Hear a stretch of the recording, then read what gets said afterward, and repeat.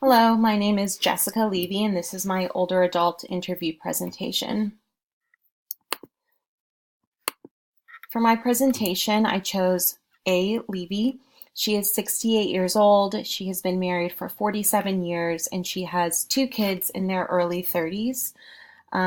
She is a retired teacher, and she was born and raised in Los Angeles, and she moved to Seattle when she was 33 years old, and that is where she currently resides.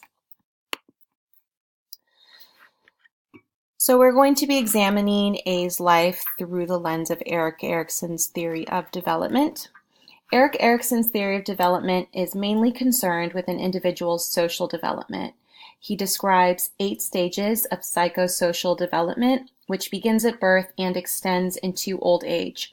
Each stage is characterized by a specific developmental task that an individual must master in order to resolve that stage's unique crisis.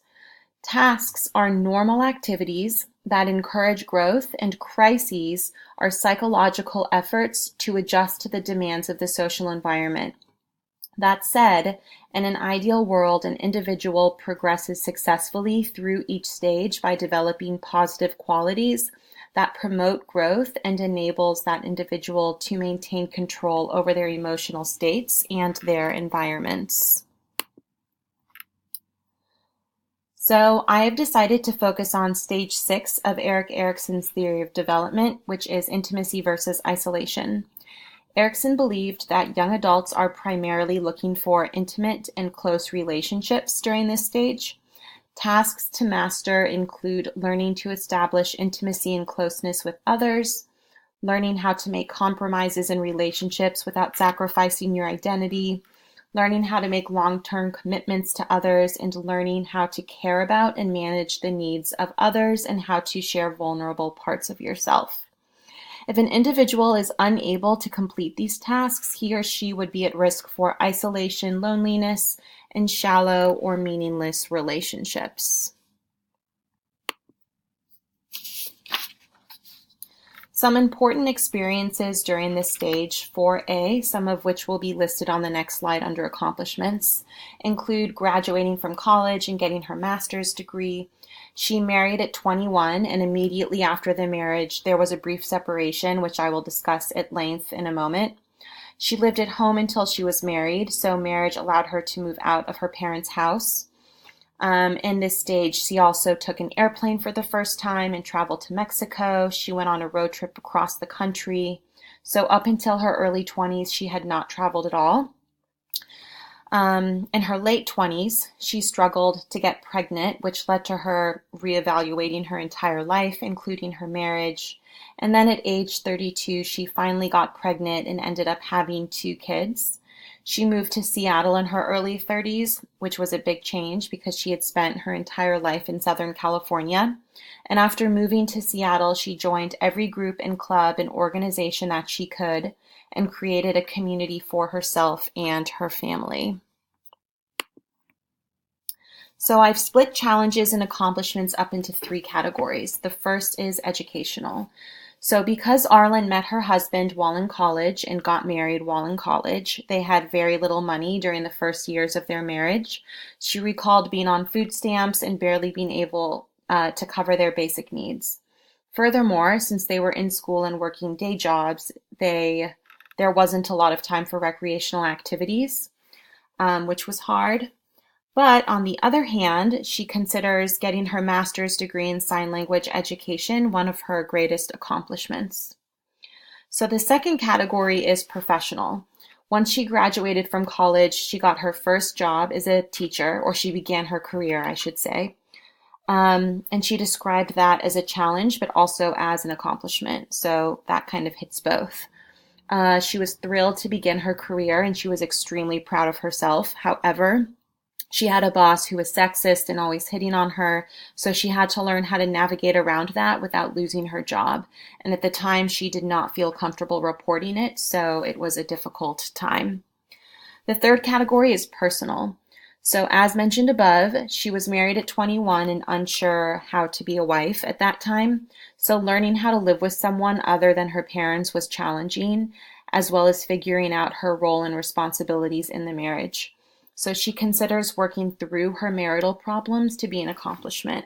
And she described two truly tough times throughout her marriage. The first was immediately after getting married, and the second was during her late 20s and early 30s when she couldn't get pregnant. But once she had kids, which was a huge accomplishment, she and her husband struggled financially because she wanted to be a stay-at-home mom, but her husband was not making quite enough money to cover all the expenses. So after moving to Seattle, she created a huge network of friends, and many of these people are still her best friends to this day. And she considers creating that community and that group one of her greatest accomplishments.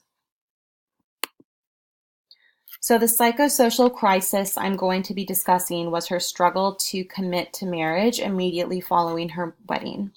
So she was married at 21, and several months after the wedding, she left her husband. It was brief, only for 2 or 3 months, but still. During that time, she met another man who she described as a, quote, hippie who rode a motorcycle, unquote, and she said that she more or less just ran off with him. She also briefly dropped out of college at that time.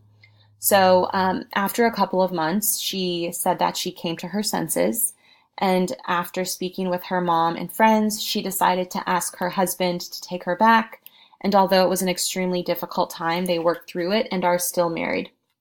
So this hits almost all of Erikson's key tasks outlined in an earlier slide. At 21 years old, she was learning how to make a long-term commitment, how to care about the needs of others, and how to compromise without sacrificing her identity. In terms of biopsychosocial factors inhibiting the psychosocial crisis resolution, I couldn't really identify any biological factors. She described having good physical health and exercising regularly, and she didn't really do any drugs.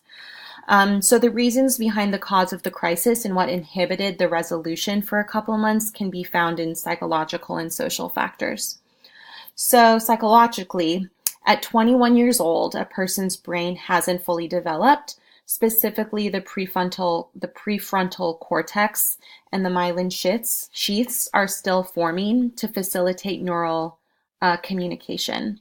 So as a result of this, a 21-year-old's logic and judgment is not always sound. And then in terms of emotional development, again, because the frontal cortex has not yet fully developed, she was relying on her amygdala to process emotions. And the amygdala is responsible for reactions rather than thought, and this causes young adults to be impulsive and reactionary rather than thoughtful. Additionally, she had a turbulent relationship with her father. He was someone who always had to have the last word, and they fought incessantly. And this caused her to have poor coping and interpersonal problem-solving skills. So she reported that she never liked to make waves in her friendships and romantic relationships. So whenever an issue presented, she ran away from the problem instead of addressing it because she just couldn't bear to confront anyone.